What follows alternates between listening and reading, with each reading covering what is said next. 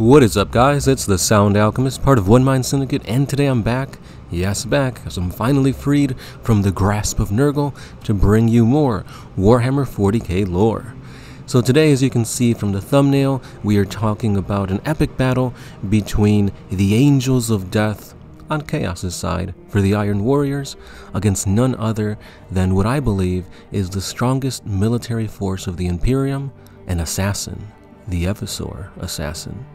So this lore is actually taken from a novel, Iron Warrior, and it talks about a very interesting battle between not just a single Space Marine, but this is a whole squad of Chaos Space Marines, and there's even mutant Chaos Space Marines, something akin to like a Space Marine / Ogryn hybrid that the Evisor also takes on. Now, if you guys know anything about assassins, know that they are the top of the top. If you want something dead, the assassin is the way to do it. The assassins were used against Primarchs, such as Conrad Kurz and even Horus, and they were used against any and all type of Xenos, such as like the Tau, and they actually accomplished quite a bit throughout the lore and history of 40K. So let's go ahead and read just how badass the Evisor Assassin is. A glossy black shape exploded from the steam, a lithe figure with a bone-white mask in the form of a skull. Its glossy black bodysuit was studded with injectors and stim shunts, but that was all he saw before it was already amongst them.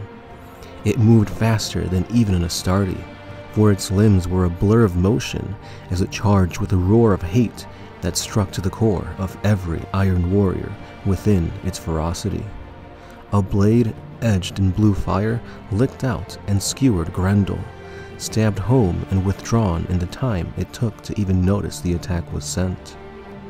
Grendel dropped with a grunt of surprise as the monster spun away. Gunshots followed it, but its speed was inhuman, its body seeming to bend and sweep out of the path of every projectile. Its sword swept out once again, beheading an Iron Warrior and disemboweling one of Hanso's ogres. It vaulted over the ogre, its red eyes blazing with killing fire. "Gods of the Warp," hissed Hanso, unlimbering his black-bladed axe. "Evisor!" They surrounded the assassin, clubbing and stabbing, but their blows met only air. Combat stims boosted the Evisor's metabolism to monstrous heights, and its reactions were sharpened to impossible levels. It was indeed a monster spawned in the depths of the Assassinorum's darkest laboratories. A killer, a destroyer, a weapon of ultimate destruction. No sooner had the assassin attacked than the Imperial soldiers clustered around the warp core opened fire. Last bolts and solid rounds whickered through the ranks of the Iron Warriors, who swiftly returned fire, turning the vast chamber into an echoing cavern of reverberating reports. The dreadnought loomed above everything, the barrels of its assault cannon spinning as it prepared to open fire. Grendel picked himself up from the deck with a bellow of anger, a thin line of blood coating his pierced breastplate. "Say what you will about Kadaras Grendel," thought Hanso, "but he is indeed a tough bastard." "Grendel," shouted Hanso, pointing at the defenders. "Take them out!" "Gladly," hissed the warrior, slipping the melta-gun from his shoulder. Hanso then turned back to the fray as Grendel gathered Iron Warriors, Corsairs, and the augmented ogre creatures for an assault on the defenders. Hanso then turned back to the battle with the Evisor, meeting its hateful gaze as it fought through the ranks of Iron Warriors. The fiend screamed as it killed, as though every death simultaneously fed and heightened its hatred. The roar of the dreadnought's assault cannon echoed in the chamber, but Hanso could not risk taking his eyes from the assassin to see how Grendel and his ad hoc assault force fared. As the assassin cut and sliced with his sword, it fired a needle-nosed pistol, blowing out helmets and kneecaps with every shot. Bullets floated past the Evisor, and blades seemed to drift by as it wove its dance of death through the fighters. 7 Iron Warriors were already dead, limbless, poisoned, shot, or disemboweled, while they had yet to even put a mark on the assassin.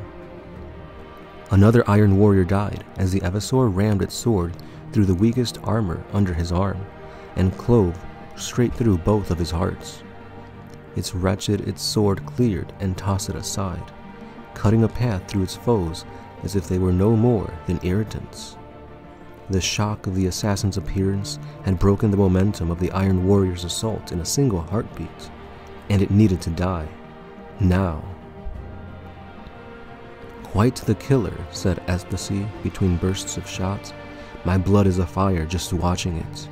"I'm pleased for you," hissed Hanzo, watching as the Evisaur fought its way towards them. "It's coming for us. We're its targets, no doubt about it." "Oh, I do hope so," said Ecstasy, his expression unreadable behind his smooth-faced mask. The prospect of facing such a highly trained killer did not appeal to Hanzo, for he was no illusions as to the ability that he could produce, even against an assassin. Hanzo was a fine warrior, but the assassin was in another level of killer entirely. The Blade Master leapt towards the Evisaur, his twin swords flashing as he met its charge. "At last," hissed Ecstasy, resplendent in his form-fitting bodysuit of black and silver, a worthy partner to which to caress the blade. The assassin registered Ecstasy's presence, and Hanzo watched as Blade Master and assassin began their ritual dance of death. Ecstasy dueled with twin swords of silver steel, while the assassin fought with but a single blade. Steel shimmered and cut the air, bodies flowed together. Hanzo knew he would never again witness such a peerless display of skill, and doubted two such skilled opponents had ever crossed blades at all in the long history of the Imperium. As corrupt as he was, Notha Ecstasy was still honored the etiquette of the duel, fighting with blinding skill and speed and finesse. The Evisaur fought with no such handicap. Its sole driving force was to kill, and it clung to no such antiquated or restricting notions such as honor or glory. To destroy was its only goal, and that was Ecstasy's undoing. Ecstasy executed a flawless block, spinning on his heel to lunge at the Evisaur's groin, but his opponent was no longer there. A spinning kick smashed to the side of Ecstasy's head, sending him crashing to the deck. He rolled to his knees, agile as a cat and furious that such a blow had even employed in a duel. Ecstasy lunged, but the Evisaur dived over his blade, and using his shoulders as a pivot, swung up and over the Blade Master. The Evisaur sailed over Ecstasy's head, and a series of glittering needles, wired to chemical reservoirs on its arms, snapped from its gauntlet. The needles punched through the neck seals of Ecstasy's armor, and a lethal cocktail of neurotoxins were pumped out. Not even a warrior touched by the dark gods could resist the finest work of the Officio Assassinorum's venom masters, and Ecstasy howled in a mixture of agony and ecstasy as they set to work on his body. Pink froth erupted from the smooth faceplate of Ecstasy's helmet as he collapsed to the deck, thrashing in exquisite torment. "Incredible!" he shrieked as his back arced one last time. Hanzo heard a powerful crack as Ecstasy's spine broke with the force of his convulsions. At last, Hanzo and the Evisaur were face to face, and he felt a twist of fear take hold in his gut. The face of the Evisaur was the face of death itself, and it flexed the muscles of its shoulders as it advanced grimly towards him. The warriors around him backed away, knowing that to intervene would be the last thing they did. "Just you and me," said Hanzo, readying his axe. The assassin did not reply, its skull mask reflecting the blue light of the warp core, its hate and rage-filled eyes fixed on him with an expression of loathing. Hanzo caught sight of the movement about the Evisaur and smiled to himself. Or maybe not, he said, as the newborn slammed into the assassin. The flames and smoke of his landing dissipated, and he saw that, incredibly, the assassin still lived. The newborn space marine was on its knees, the assassin's needle-tipped gauntlet buried deep into its chest. Clear tubes pulsed with motion as automatic dispensers pumped toxins from internal reservoirs. The newborn shuddered in the grip of the assassin's poisons, yet it did not relinquish its grip on the attacker's arm. Held fast, the assassin spun its sword up and plunged it again and again into the newborn's chest. Blue-white light spilled from the wounds, as though the newborn's blood ran with the same light as pulsed in the warp core. Vanus leapt towards the assassin, his lightning-wreathed claws stabbing towards its neck. But without giving any sign it had been aware of him, the assassin twisted in the newborn's grip and blocked his thrusting claws with a dizzying, swift parry. It launched a riposte, and Vanus only just managed to throw his other claw up to block. The sword slid between Vanus's claws, and he twisted his gauntlet savagely, snapping the blade from the assassin's sword in an explosion of flaring light. The assassin had no choice but to abandon his weapon, but before he could draw its pistol, a black-bladed axe slammed into its chest, cleaving it from neck to groin. Hissing, chemically and genetically altered blood sprayed all across the Astartes, bubbling on their armor as the assassin fell to the ground.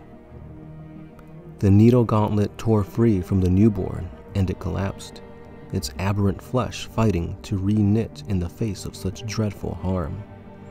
Even its formidable regenerative abilities could barely survive such lethal toxins, and Vanus wondered if the presence of the demon lord was helping undo the damage. Vanus backed away as Hanzo wrenched his axe from the dead assassin, the blade hissing and growling as though angered by the kill. "You took your time," said Hanzo. Vanus ignored him, instead staring at the corpse as it bubbled and seethed with chemical reactions. Its flesh sizzled, and blood smoked with acrid venom as a nightmarish collection of toxins, nerve agents, and viruses flowed through its body began to react with one another. While the killer had lived, that reaction was kept in check. But now... "Get back!" yelled Vanus, and Hanzo looked down at the assassin's body and immediately saw the danger, hurling himself flat as the corpse combusted in an explosion of virulent chemical fire. And there you have it, guys.